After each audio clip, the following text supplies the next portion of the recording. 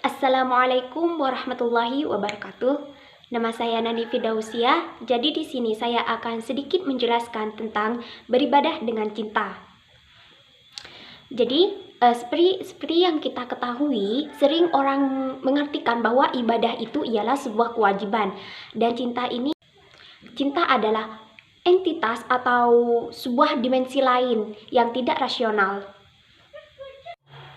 Suatu ibadah sering dianggap beban dan berat bagi mereka yang menjalankannya. Namun, ada sebagian orang yang menjalankan ibadah itu dengan senang hati tanpa menghiraukan apapun, yaitu mereka yang menjalankan ibadah dengan cintanya kepada Allah Subhanahu wa taala.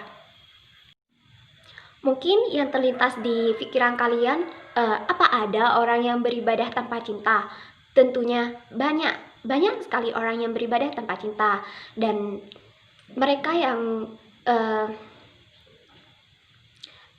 beribadah tanpa cinta akan menganggap bahwa ibadah itu merupakan sebuah kewajiban atau beban yang nantinya akan mempersulit hidup mereka. Jadi mereka akan meninggalkannya pada akhirnya jika mereka tidak beribadah dengan ikhlas tanpa dengan cinta kepada Tuhannya.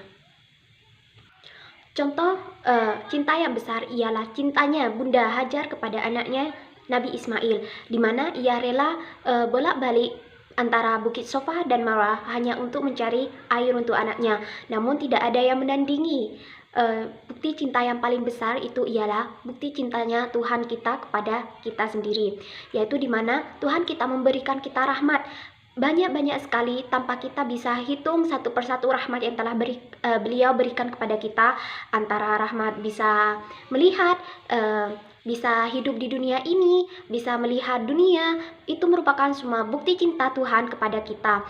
Dan dari itu, maka sebenarnya sebenarnya Allah Subhanahu wa taala itu tidak mengharapkan bahwa kita harus patuh ataupun kita harus beribadah kepada beliau.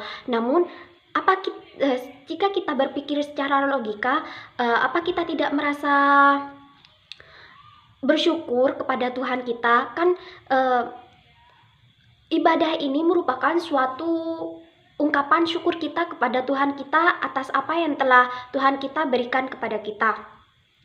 Maka dari itu kita harus beribadah kepada Tuhan kita untuk mengungkapkan rasa syukur kita, rasa cinta kita atas apa yang telah beliau berikan kepada kita. Orang agamawan itu dibagi menjadi dua. Yang pertama ialah kalangan syariat.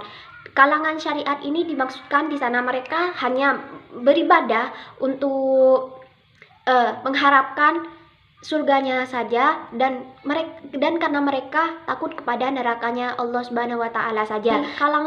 Yang terpenting dalam kalangan syariat ini ialah mereka menjalankan ibadah dengan baik, dengan syarat-syaratnya dan dengan ketentuan-ketentuan yang telah mereka ketahui atau yang telah ditetapkan.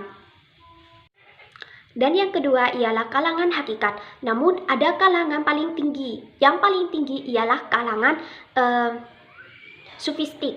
Kalangan sufistik ini merupakan sebuah kalangan di mana mereka hanya mengharapkan ridho Allah Subhanahu wa taala saja tanpa menghiraukan neraka atau surganya, di mana mereka beribadah dengan sungguh-sungguh hanya untuk mengharapkan ridhonya saja.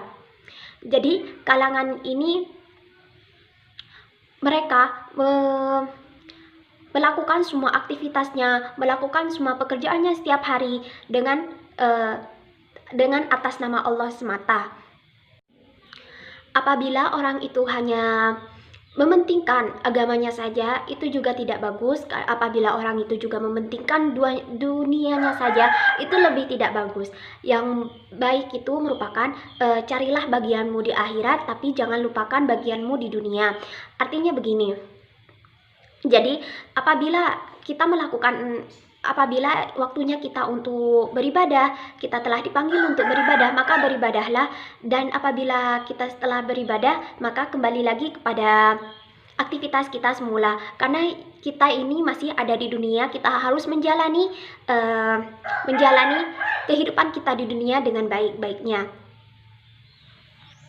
Mungkin itu saja yang dapat saya sampaikan, kurang lebihnya mohon maaf. Dan yang terakhir saya ucapkan terima kasih kepada dosen saya, Ustadz Idris Mahmudi, yang telah memberikan saya banyak motivasi tentang Islam, banyak pengetahuan tentang Islam. Assalamualaikum warahmatullahi wabarakatuh.